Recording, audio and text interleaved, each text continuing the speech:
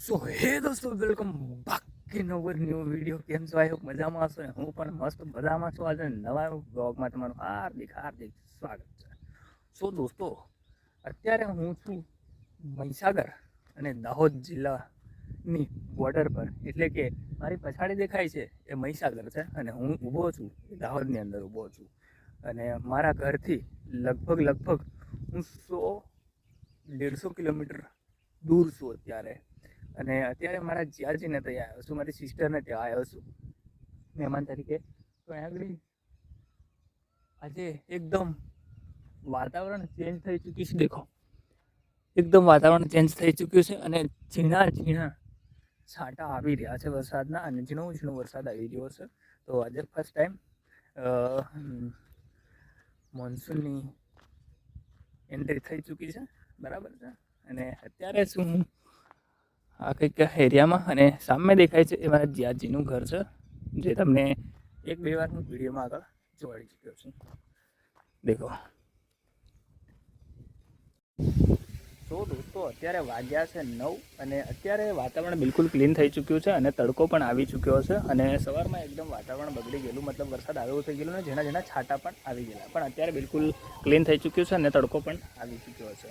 અને અત્યારે હું વાત કરતો હતો જે વિસ્તારમાં, એ વિસ્તારમાં હું છે અત્યારે સામેનો એરિયો દેખાય છે એ કાળિયા આંબા છે, અને અહીંયા આગળ સિંદોલિયા છે. સિંદોલિયા સુખસર તાલુકાનું ગામ છે, બરાબર છે. એ દાહોદમાં લાગે છે, અને જે કાળિયા આંબા લાગે છે એ મહીસાગરમાં લાગે છે. તો એ અહીંયા આગળ બોર્ડર છે, અને એ વિસ્તારમાં હું અત્યારે રાજ્ય છે. તો દોસ્તો તો અત્યારે નાહી ધોઈને બિલકુલ ફ્રેશ થઈ ચૂક્યો છું, અને અત્યારે બસ હવે ઘરે જવા માટે નીકળવાનો છું. ઓલમોસ્ટ હું ડન રેડી છું. બસ આપણી ગાડી બી સામે આ સાઈડ રેડી છે, બરાબર છે. તો ચલો ફટાફટ ઘરે જવા માટે રવાના થઈ જાય. તો ત્યારે ફાઇનલી નીકળી ગયો છું ઘરે જવા માટે. એ 15 રસ્તામાં તો દોસ્તો તો અત્યારે આવી ગયા છે ખેડા.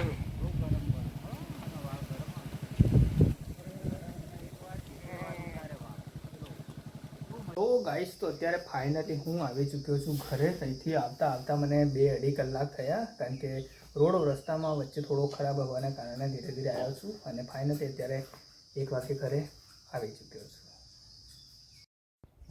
સો મિત્રો ફાઇનલી અત્યારે હું આવી ચૂક્યો છું ઘરે, અને બિલકુલ ફ્રેશ થઈ ચૂક્યો છું, બરાબર છે. ઓલમોસ્ટ. અને અત્યારે આપણે એક કામ કરવાનું છે. બપોરના આવ્યા છે તો અત્યારે આ થાંભલા જે છે એ બધા કેવું કે આંબાના રોપેલા છે. તો આંબાના થાંભલા કામ લાગે એવું છે નહીં, કારણ કે અત્યારે ચોમાસાની સિઝન છે, અને મતલબ સિઝન આવવાની છે, અને એની નીચે ઉદય છે. તો ઉદયના હિસાબથી બધા થાંભલા ખવાઈ ગયેલા છે અને નીચે પડે એવી સિચ્યુએશન છે. તો આપણે ભરવાના છે, જે સિમેન્ટના થાંભલા બનાવવાના છે, ઘરે બનાવવાના છે. તો ચલો ઓલમોસ્ટ કામ કરીએ. સો મિત્રો તો ફાઇનલી અત્યારે આપણે 1-2 કલાકનું કામ કર્યા બાદ ફાઇનલી થાંભલો કમ્પ્લીટ કરી ચૂક્યા છે, બરાબર છે. પાછળ બાજુમાં લગાવી છે આડી, અને ઈંટો લગાવી છે, અને થાંભલો ભરી નાખ્યો છે કમ્પ્લીટલી, બરાબર છે. સો મિત્રો તો વિડીયોને કરી દઈએ આગળ એન્ડ. મળીએ જલ્દી નવા વિડીયો સાથે. તબ તક બાય. વિડીયો કેવો લાગે, વિડીયો પસંદ આવે તો વિડીયો લાઈક કરજો, શેર કરજો, અને ચેનલમાં નવા હોય તો સબસ્ક્રાઈબ કરવાનું ના ભૂલતા.